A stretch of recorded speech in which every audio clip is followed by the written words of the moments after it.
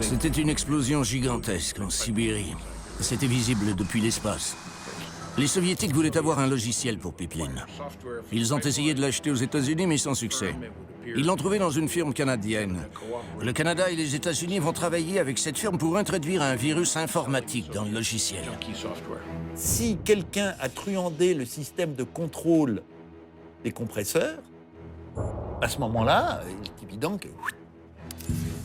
Je ne connais pas le nombre exact des victimes, mais il y a eu des dizaines de morts.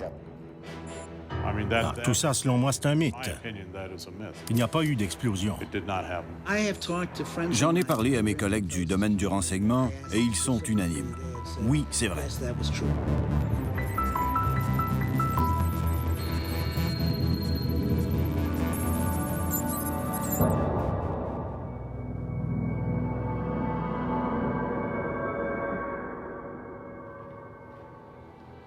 En 2004, Thomas Reed publiait un livre intitulé « At the Abyss ».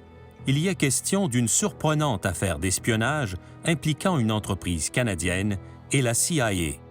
L'auteur, un ancien conseiller du président Ronald Reagan, explique comment un logiciel mis au point par cette entreprise aurait provoqué l'explosion d'un gazoduc soviétique au début des années 1980. Une explosion équivalente à une bombe atomique de 3 kilotonnes.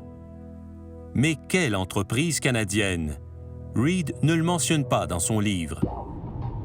C'est la recherche que nous allions entreprendre.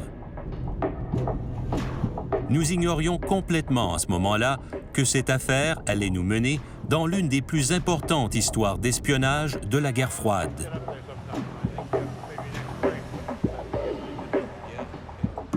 Je m'appelle Thomas Reed.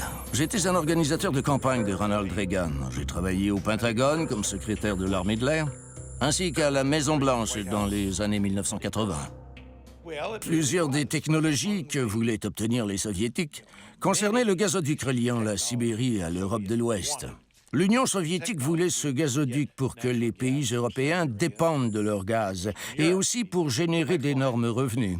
Pour réaliser ce projet, ils avaient besoin de compresseurs et des systèmes de contrôle de gazoducs. Les Russes avaient besoin d'un logiciel, mais ils n'avaient pas cette technologie. Ils ont tenté de l'obtenir aux États-Unis, ils n'ont pas pu. Alors ils ont tenté de l'obtenir dans une firme canadienne, mais on était au courant. Nous les avons laissés faire, sauf que dans ce logiciel, il y avait un virus. Un cheval de Troie. C'est un virus qui est programmé pour se mettre en marche à un moment précis.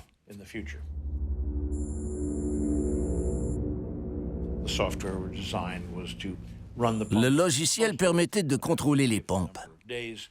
Mais quand le moment est venu d'effectuer un test de pression, le système s'est emballé et ça a provoqué une explosion.